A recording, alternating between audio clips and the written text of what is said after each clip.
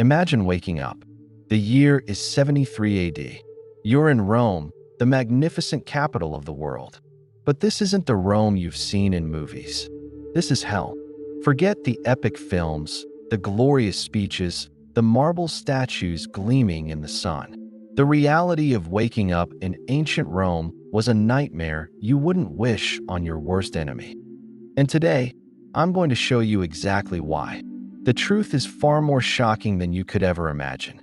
The first thing that hits you isn't the sight of the Colosseum. It's the smell. A putrid, overwhelming stench that clings to everything. Rome was a city of 1 million people, but it had no modern sewage system.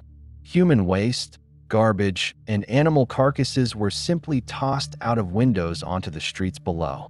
The air was thick with the foul odor of decay, disease, and filth. You'd spend your first few moments gagging, your eyes watering from the acrid smell. This wasn't just an inconvenience. It was a constant, suffocating presence. Every single day. Now, you need to get out of your apartment, or what they called an insula. These were rickety, multi-story wooden buildings, crammed together in narrow alleyways. Most Romans lived in these fire traps. As you make your way down the dark, steep staircase, you hear rats scurrying in the walls. The structure groans under its own weight. These buildings were notorious for collapsing without warning, burying entire families alive. Every step you take is a gamble. Will you make it to the street today? Or will the building decide your fate?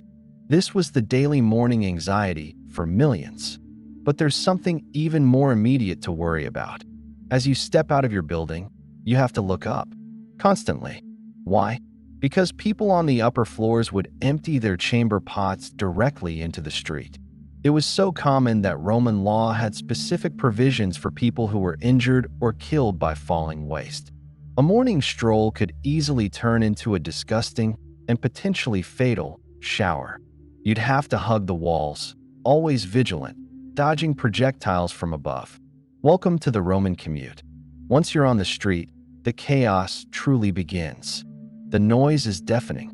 A relentless cacophony of vendors shouting, iron wheels grinding against stone, hammers clanging from workshops, and animals squealing. There were no zoning laws. A blacksmith could be right next to a bakery, which was next to a tannery reeking of chemicals. The city never slept, and it certainly never quieted down. The poet Juvenal complained he couldn't get a good night's sleep because of the noise. Imagine trying to start your day in that relentless bedlam. Your head would be pounding before you even had breakfast. And what about breakfast? Don't picture a relaxing meal. For most Romans, breakfast was a piece of bread, maybe dipped in wine, eaten on the run. If you were lucky, many couldn't even afford that. You'd see desperate, starving people everywhere. Malnutrition was rampant.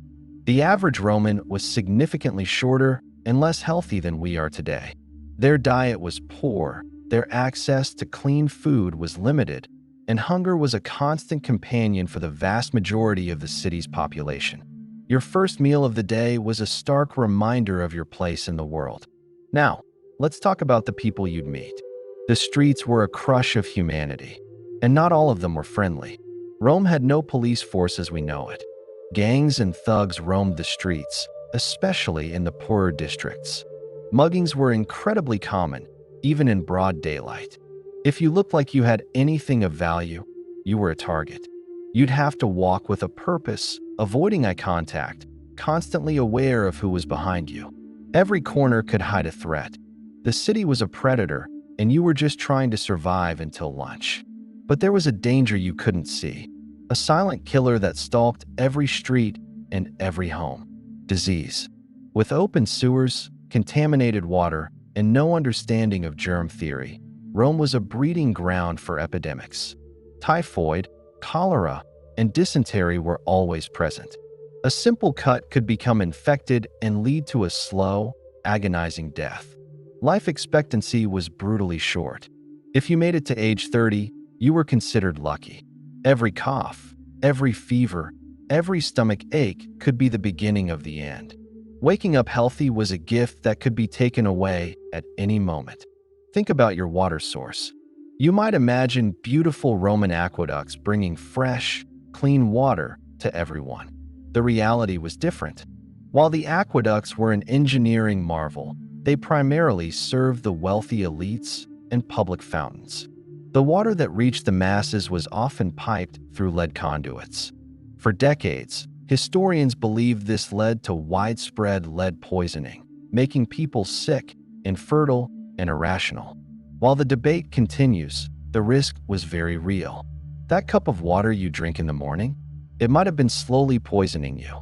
So, you've survived the smell, the collapsing buildings, the falling sewage, the noise, the crime, and the diseases. Now you have to go to work. For most Romans, work was grueling manual labor, from sunrise to sunset, for pitiful wages.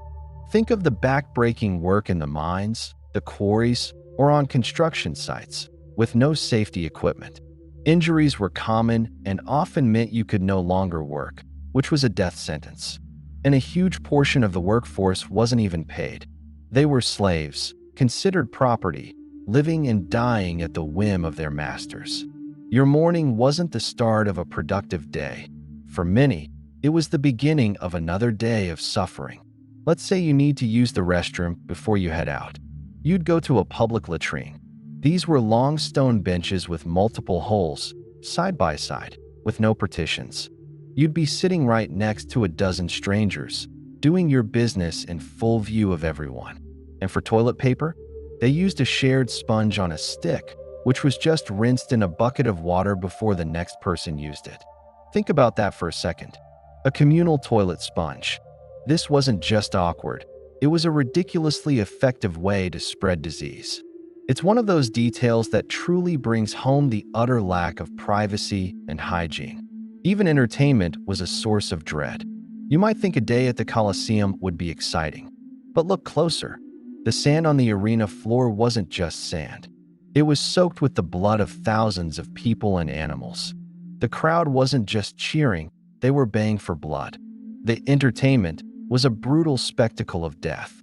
And it wasn't just gladiators. Public executions were a regular feature. You could be walking to the market and stumble upon a crucifixion, a burning at the stake, or someone being torn apart by wild animals. Death wasn't hidden away. It was public, it was entertainment, and it was a constant, gruesome reminder of the state's absolute power. So you wake up in ancient Rome. Your senses are assaulted by the stench and the noise. You risk your life just leaving your home. You're surrounded by poverty, crime, and deadly diseases. Your food is meager, your water is suspect, and your day is filled with the prospect of brutal labor and horrifying spectacles. This wasn't a golden age. For the average person, it was a daily struggle for survival in a world that was dirty, dangerous, and cruel. The grandeur of Rome was a facade, built on the suffering of millions. The beautiful ruins we admire today are silent witnesses to a living hell. What do you think was the absolute worst part of waking up in Rome? The smell? The crime? The shared toilet sponge? Let me know your thoughts in the comments below. And if you found this journey into the dark side of history as fascinating as I did, make sure to hit that like button, share this video with someone who needs to know the truth, and subscribe for more shocking revelations from the past. Thanks for watching.